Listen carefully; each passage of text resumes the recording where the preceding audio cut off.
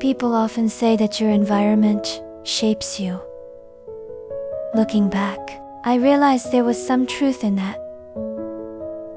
My roommates in level 1 had influenced me in ways I never imagined. Because of Salma, I became more consistent with my prayers. I started reciting my morning and evening askar without missing them. I became more committed to revising my Quran every day and waking up for tahajjud whenever I could. She never forced me to do any of those things. I simply saw her consistency, and it inspired me. Now, in level 2, I was beginning to notice something else. My new roommates were influencing me too. Not intentionally, not directly, but little by little. At first, I didn't notice it.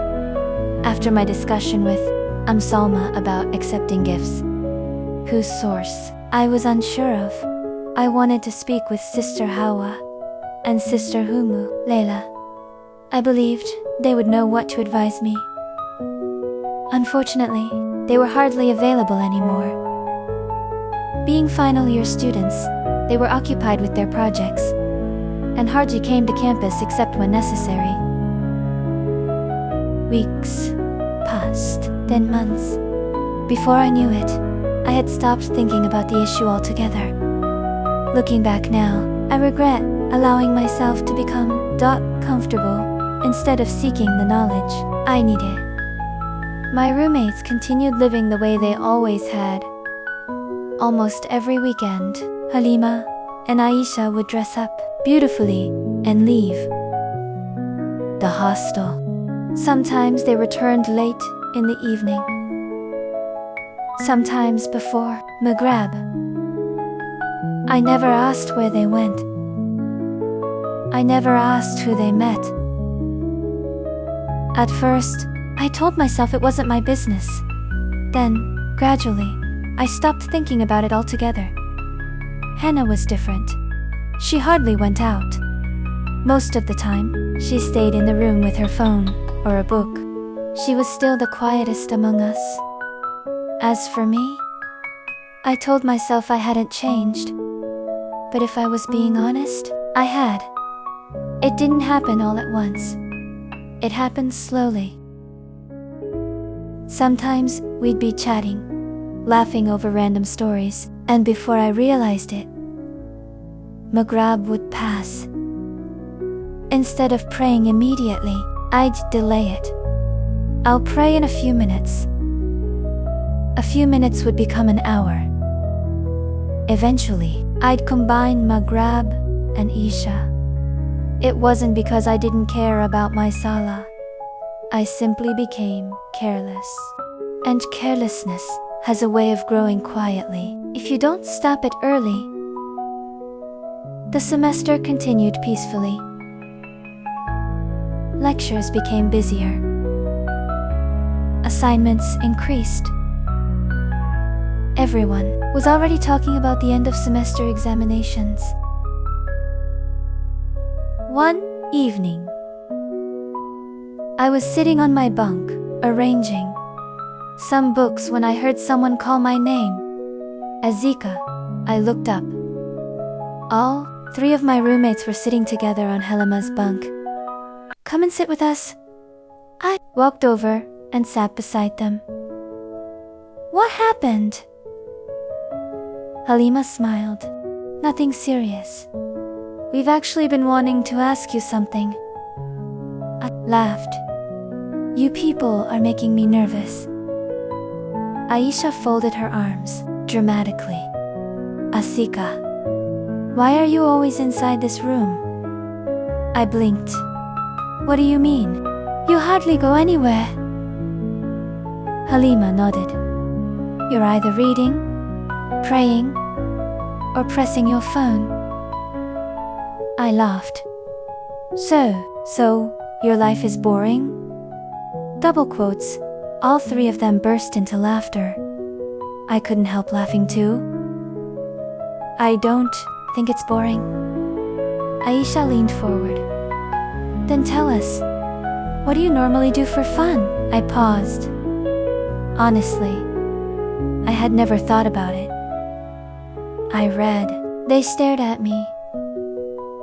I watch lectures online sometimes. Silence. I read my Quran. More silence.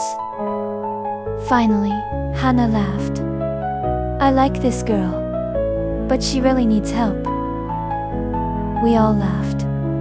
Then Aisha suddenly asked, Azeeka, do you have a boyfriend? The question caught me completely off guard.